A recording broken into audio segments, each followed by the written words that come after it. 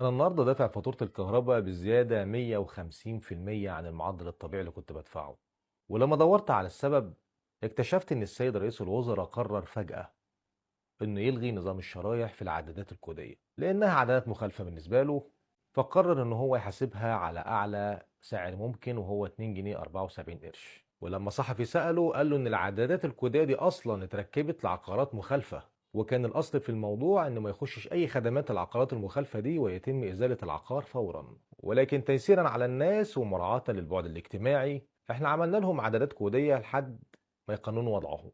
الحقيقة يا دكتور مصطفى يا ريت حضرتك ما كنتش وفرت لهم خدمات وكنت أزلت العقارات، لأن أنا واحد من الناس اشتريت شقة مخالفة لأن ده هو الشائع في المنطقة كلها اللي أنا فيها. ولو كنت أعرف وقت ما كنت بشتري إن العقار ده مستحيل يخش له خدمات لأنه عقار مخالف ما كنتش اشتريته أصلا. ولكن أنا اشتريت العقار لأن فيه خدمات المية والكهرباء والغاز متوفرين، وده مش العقار ده لوحده، ده أحياء بالكامل.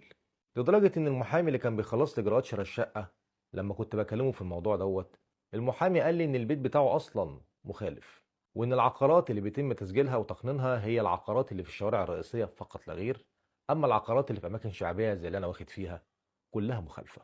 النقطة التانية إن حضرتك العقار المخالف ده ما قامش من يوم وليلة، العقار المخالف ده اتبنى طوبة فوق طوبة وأخد وقت وزمن عشان يطلع. كان فين يا فندم الجهات اللي كانت مسؤولة عن وقف العقارات المخالفة دي؟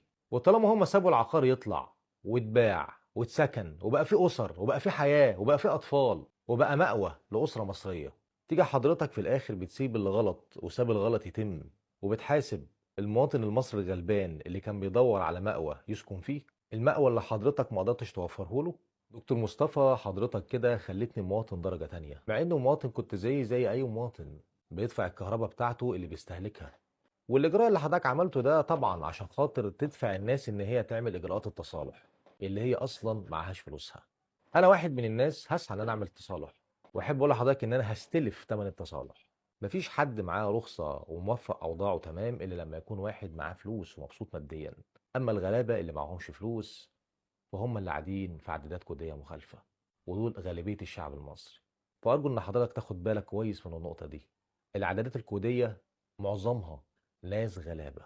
دكتور مصطفى اللي عنده عداد كودي مخالف أو باني في سكن مخالف ده واحد معهوش ملايين عشان يشتري شقة وضعها قانوني، ولقى في الشقة المخالفة ديت مكان يقوي أسرته على قد فلوسه.